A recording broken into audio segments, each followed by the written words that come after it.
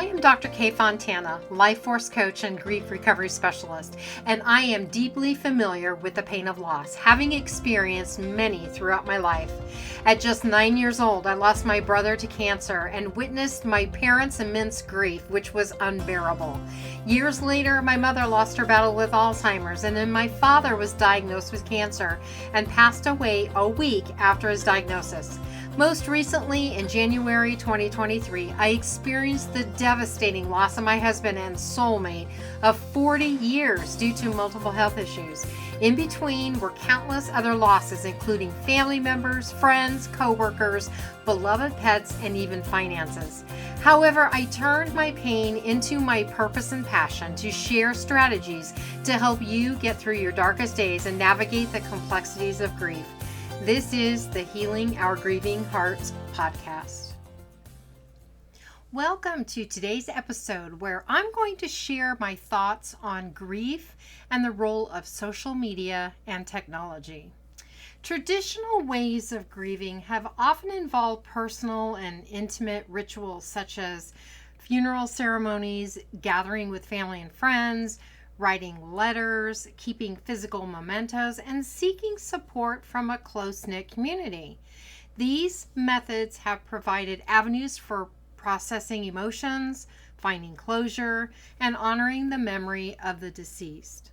With the rise of social media and technology, the grieving process has been profoundly impacted. People now have the ability to share their grief more publicly, connect with a wider network of support online, create virtual memorials, and engage in ongoing conversation about loss. While this digital shift has brought increased visibility and opportunities for expression, it also has introduced complexities such as navigating privacy concerns, managing online interactions, and balancing the digital realm with personal grieving needs.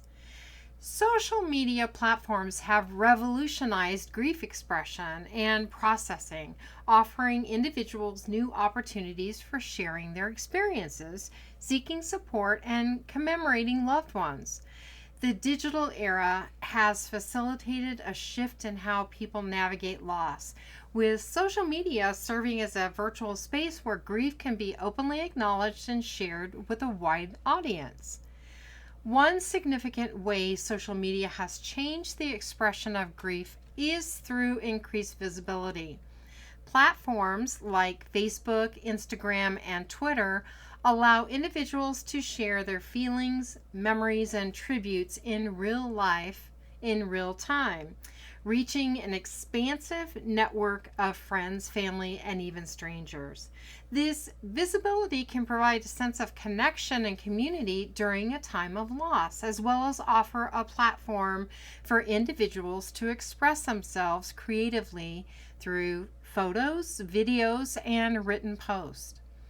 Social media has also enabled the creation of digital support networks for those experiencing grief.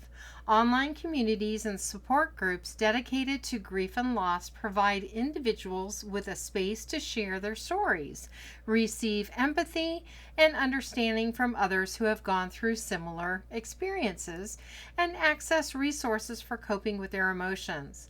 The sense of community from these online connections can be comforting for individuals navigating their grief. However, alongside these benefits, there are also notable drawbacks to sharing grief online. One of the primary concerns is the issue of privacy. While social media allows for widespread sharing, it also raises questions about boundaries and the public nature of personal experiences. Grieving individuals may struggle with the pressure to present a certain image of their grief online, leading to feelings of inauthenticity or the need to perform their emotions for others. Additionally, the authenticity of grief expression shared on social media can sometimes be called into question. The nature of online platforms can create a sense of competition or comparison among individuals grieving, potentially leading to feelings of inadequacy or judgment. Statements such as, "I know exactly how you feel," are very common in the land of grief, which is far from helpful. As I expressed in episode 4, Words That Hurt, Words That Heal. There is a risk of misinformation or misinterpretation of grief-related content shared online, adding another layer of complexity to the grieving process. One area to be aware of is the use of fake profiles in social media groups related to grief. They can be particularly deceptive as they prey on vulnerable individuals seeking support and understanding during a difficult time. These fake profiles often pose as sympathetic and empathetic individuals offering comfort and advice to those grieving. However, behind the facade of compassion lies a darker motive: to exploit the emotional vulnerability of grieving individuals for financial gain.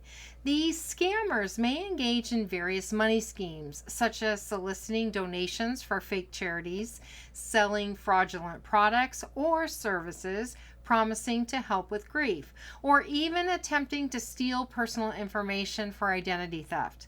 The presence of fake profiles in grief-related social media groups not only undermines trust and support within these communities, but also highlights the importance of vigilance and verification when seeking help online.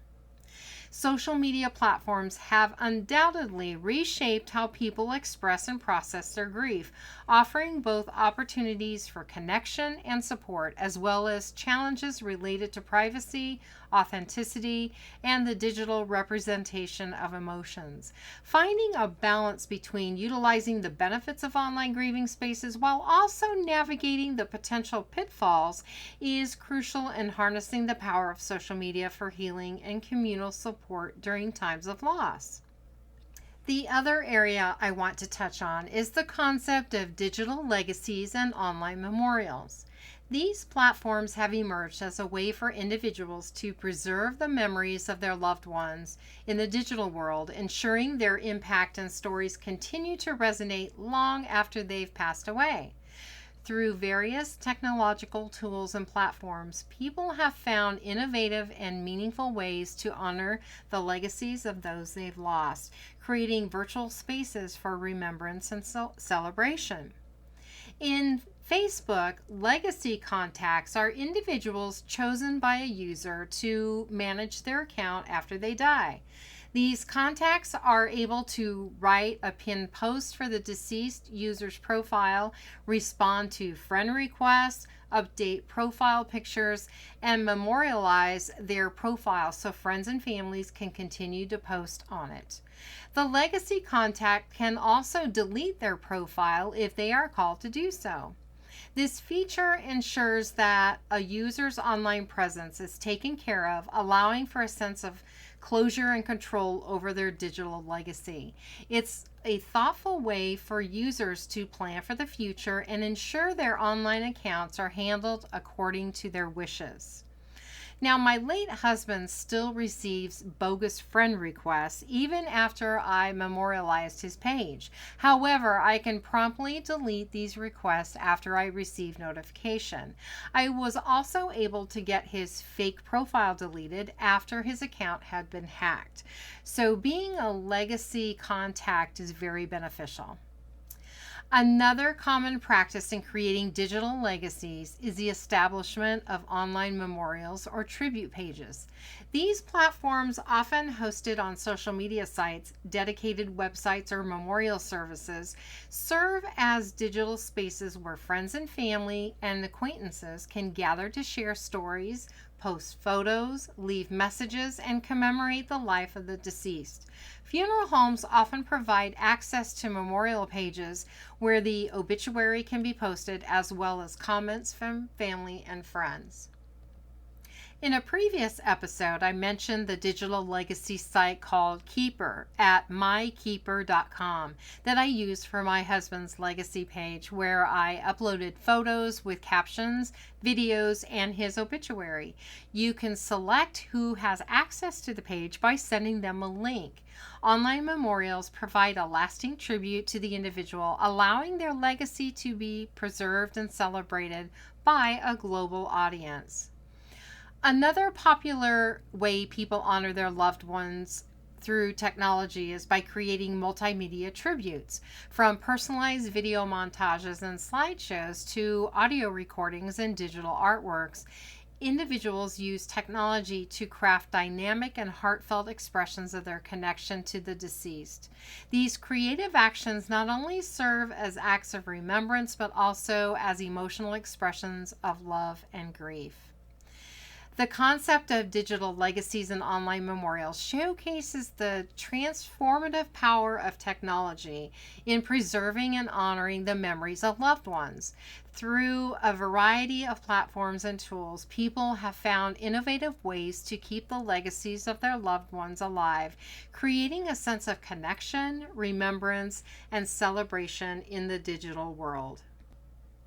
Now I want to share the other side of social media and technology, as they present a unique set of challenges as individuals navigate the intersection of personal loss in the world of digital technology. In addition to concerns of privacy and fake profiles that I mentioned, in today's digitally saturated environment, grieving individuals often find themselves inundated with constant reminders of their loss, from social media notifications and automated memories to online photos and messages. This unceasing digital presence can intensify feelings of grief, overwhelm, and emotional distress, making it crucial for individuals to develop strategies to cope with these challenges effectively. One of the primary difficulties of grieving in a digitally connected world is the persistent stream of reminders that can trigger painful emotions and memories. Scrolling through social media feeds, receiving algorithm-generated notifications, or encountering digital archives of the deceased can unexpectedly stir up overwhelming feelings of sadness, longing, and grief. This continuous exposure to digital triggers can create a sense of being trapped in a cycle of grief, making it challenging for individuals to find moments of peace and calm. In addition to being reminded of our own close and personal losses, social media may be the primary way of receiving notifications that distant friends and family members have passed, leading to sudden shock and guilt around the loss. As people move and change phone numbers, making it difficult to stay connected, social media becomes the primary source of contact in today's digital world. We are also bombarded with an outpouring of emotions on social media when beloved celebrities die. We have seen this on many occasions with the deaths of Toby Keith, Matthew Perry, and Jimmy Buffett, just to name a few, because there are so many. Celebrities often play significant roles in our lives as cultural icons, artists, or public figures. Grieving for celebrities we've never met but have seen on stage or on TV or movies can be a common experience, and there are several reasons for this phenomenon. Celebrities often shape our lives through their work, whether it's through their music, acting, or other art forms. Their creations may have deeply influenced our emotions, memories, and formative experiences, leading to a sense of personal connection. Celebrities can create a sense of shared experience with millions of people, as well as among our family and friends. Following a beloved actor's career or being a fan of a musician can create a communal bond, making the loss feel deeply personal, even if we've never met them. To navigate grief while bombarded with constant digital reminders, individuals can benefit from implementing certain tips and insights to protect their emotional well-being and establish healthy boundaries in the digital realm.